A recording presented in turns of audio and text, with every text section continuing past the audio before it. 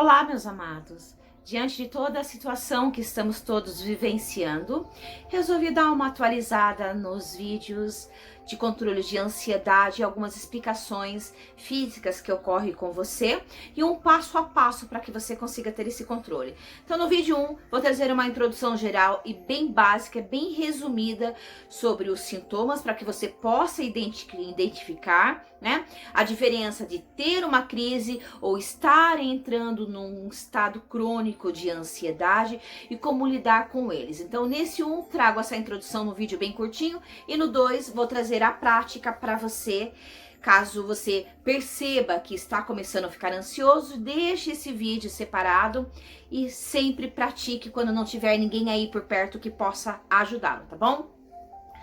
Antes de praticar a escrita terapêutica que eu ensino vocês, antes de usar as ferramentas de pensamento disfuncionais que eu ensino para vocês, de colocar os pensamentos que preocupam para trazer mais clareza, né? Porque quando nós estamos no meio de uma crise, vem todos aqueles nossos traumas, todos aqueles nossos meios, todos aqueles sentimentos horríveis, né? Que a gente tem, e aí a gente perde a clareza, porque dependendo de como vocês já estiver hiperventilando, a gente não consegue visualizar com clareza a razão. E a gente é tomado por todo tipo de sentimento e a oxigenação aumenta demais e o pH do nosso sangue fica muito alcalino, né?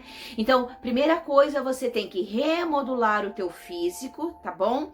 Equilibrar o seu pH e só depois usar as ferramentas e fazer isso com constância. Já peguei algumas alunas que diziam assim para mim: eu achei que era para fazer só uma vez. Não, você tem que ter você que está tendo crise de ansiedade, você que não tinha, está começando a perceber que está ficando muito ansioso, deixa impresso essas ferramentas. Tem duas que é a que eu mais gosto. A última que eu postei lá no grupo, que está escrito sobre pensamentos disfuncionais. Tem uma outra que, se você abrir o anexo, são vários quadradinhos, que aí você coloca o percentual de 0 a 10, o quanto pode acontecer, o quanto é real, o quanto não é real. Essas duas ferramentas, para mim, são as mais eficazes para essas situações de ansiedade ou sentimentos depressivos, tá bom? De desespero, de medo, seja o que for, você pode estar usando as orientações que eu vou dar aqui para vocês, tá bom? Então, a primeira coisa que eu preciso que você sempre olhe, se observe, eu chamo de body scan. Observe o seu corpo. Então, semana passada, o que eu percebi? Que eu vinha com uma dorzinha bem aqui, né? No peito. E aí eu já comecei a perceber que em dados momentos, a gente tá no automático, né? Eu senti assim que eu tava sentindo um quenturão, assim, parece que uma alteração. Vinha essa dor, me incômodo aqui, e se eu não conhecesse quais são os sintomas de como era antigamente, que eu não sabia o que era um derrame do miocárdio, eu ia achar que estava tendo um derrame, e aí ia piorar muito mais as minhas crises, porque aí vem o desespero e o medo da morte, né?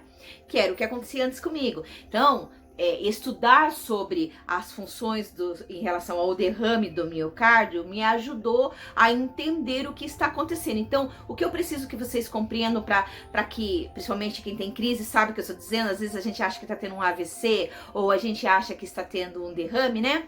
Então, geralmente o derrame, ele é uma dor assim opressora que vai aumentando, e geralmente dói aqui junto, dói a mandíbula, até mesmo os dentes, tá? Irradia para o lado esquerdo do braço.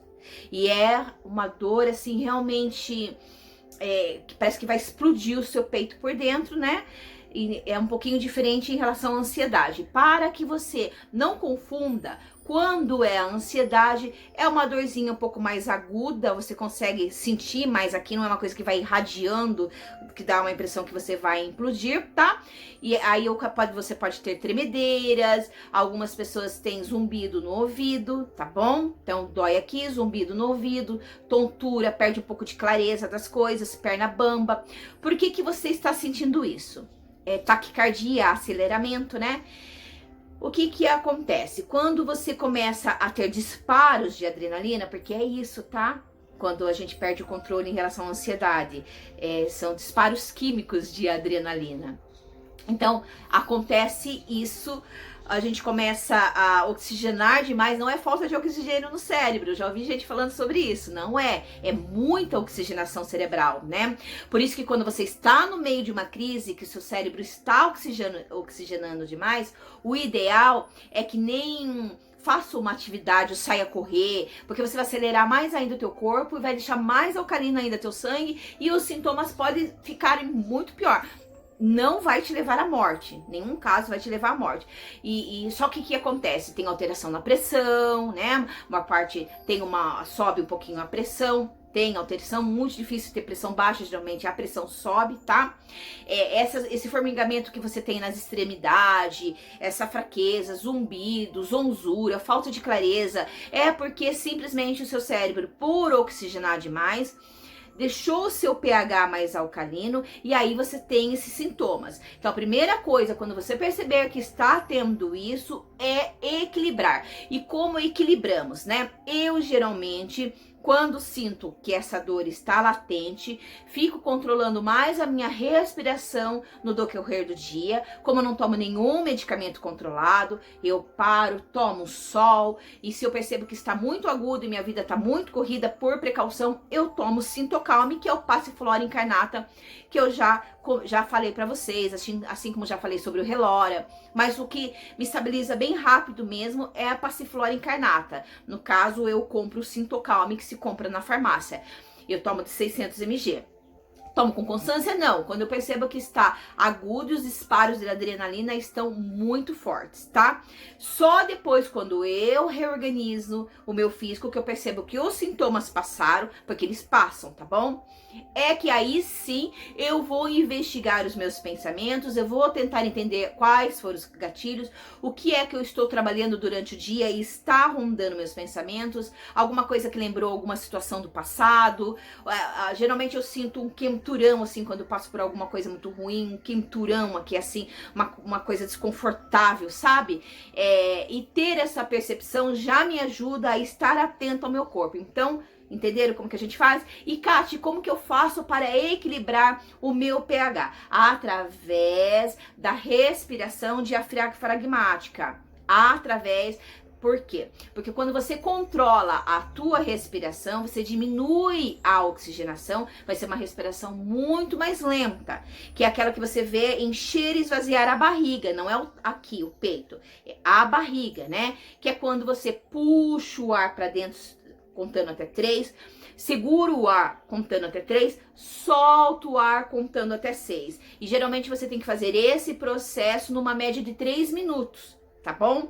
Quando você perceber que tudo isso já está assumindo, eu tomo remédio controlado para ansiedade, já tomando todos esses cuidados, tomo Passiflora Incarnata? Não. Se você já tem o seu remédio aí para ansiedade, o ideal é que você converse com o médico que está te acompanhando, tá bom? Porque geralmente esses medicamentos são fortíssimos, para fazer efeito assim que você toma. Mas caso você esteja no desmame, aí sim, com a recomendação, comenta com seu médico, você pode estar tomando para te ajudar, ou pode colocar algumas gotas de floral, tomar um chá de valeriana, né, comprimidos de valeriana, também vai te ajudar bastante nesse controle, tá?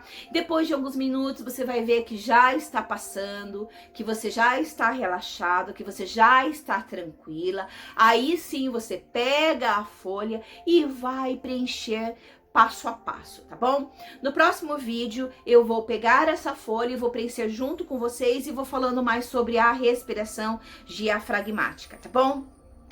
Um beijo, fiquem bem, estou por aqui, contem comigo, vocês não estão sozinhos, tá bom? Que Deus nos proteja, que me dê bastante saúde e força para estar segurando na mão de vocês até conseguirmos superarmos tudo isso juntos. E vamos superar. Pode escrever o que eu tô te falando. Um beijo.